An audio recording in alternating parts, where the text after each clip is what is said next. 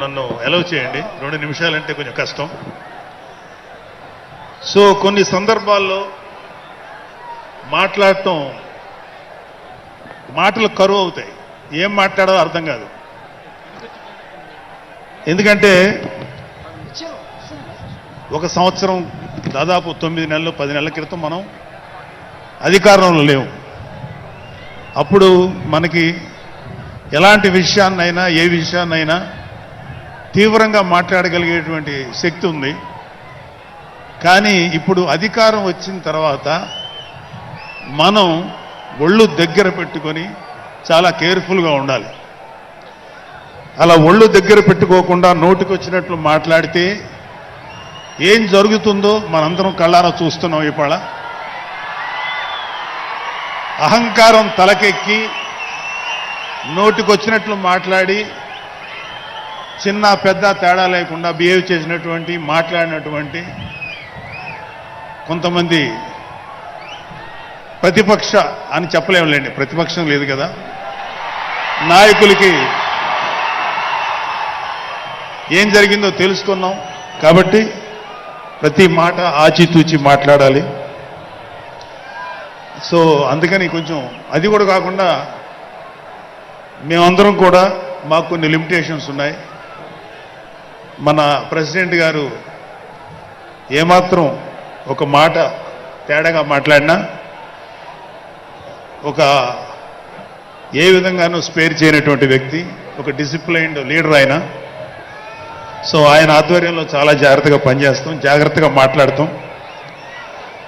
Thank you very much. అసలు ఒక 12 సంవత్సరాల కాలం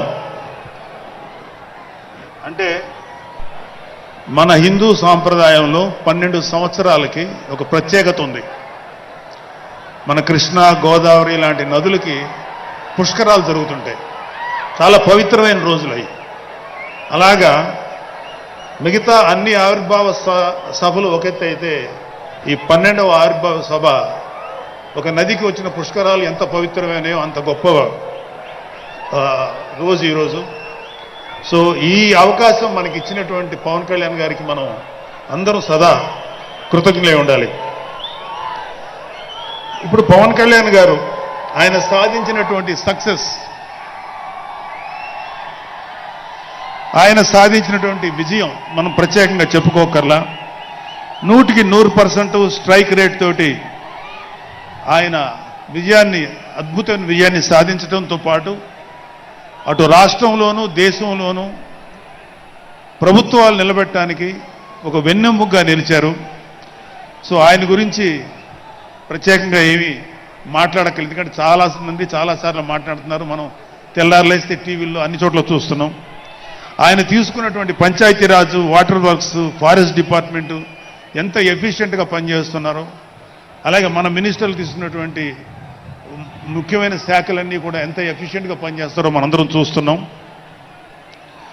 సో స్పెసిఫిక్గా కళ్యాణ్ బాబు గారు ఎంత గొప్పగా పనిచేస్తారని మనమేమి ప్రత్యేకంగా మాట్లాడుకోకర్లేదు.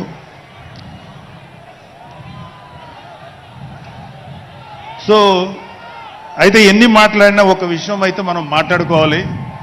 ఒక సినిమా స్క్రిప్ట్ కానీ ఒక ఉపన్యాసం కానీ దానికి కొన్ని లక్షణాలు ఉంటాయి. అంటే ప్రతి స్పీచ్లోనూ ఒక హీరో, అంటే ఒక సినిమాకి చెప్పిన ఒక హీరో, ఒక విలను, ఒక హీరోయిన్, ఒక హాస్యగాడు, ఇలా ఉంటారు. సో మనం వైసీపీ హాస్యగాళ్ళ గురించి చెప్పుకోకుండా ఈ స్పీచ్ని ఎండ్ చేయలేం. ఎందుకంటే జగన్ లాంటి హాస్యనటుడు కనే కళల గురించి మీకు చెప్పాలి. ఆయన ఎలక్షన్స్ అయిపోక ముందు నిద్రలోకి వెళ్ళారు. ఇప్పటికి నిద్ర లేవాలి. అప్పుడప్పుడు నిద్రలో లేచి కలవరిస్తుంటారు. మొన్న కూడా ఒక మాట చూశారు, కళ్ళు మూసి తెరిచేలోగా 9 నెలలు అయిపోయినాయి, ఇంకెంత, ఇంకాసారి కళ్ళు మూసి తెరిచేలోపుగా 5 ఏళ్ళు అయిపోతాయి, ఆ తర్వాత అధికారం మాదే అని ఆయన మాట్లాడుతుంటే అంతకన్నా ఏ హాస్యగాడు కూడా అంత అద్భుతంగా చేయలేడు, అంత అద్భుతంగా హాస్యం చూపిస్తున్నారు ఆయన. కానీ ఆయనకి నా సలహా ఏంటంటే, సార్ మీరు నిద్రలోనే ఉండండి, అప్పుడప్పుడు కలవరించండి, తప్పులేదు. ఇంకొక 20-30 ఏళ్ల తర్వాత మీరు కల్లో నుంచి బయటికి రండి, అప్పుడు దాకా మిమ్మల్ని ఎవ్వరూ డిస్టర్బ్ చేయరు. ఇది నాకు మనస్ఫూర్తిగా నేను మీకు ఇచ్చే సలహా. మీరు 20 ఏళ్ల తర్వాత మేలుకోండి, ఆ తర్వాత మీ ఇష్టం. మేమైతే 20 ఏళ్ల దాకా మిమ్మల్ని హ్యాపీగా పడుకోమనే సలహా ఇస్తున్నాం.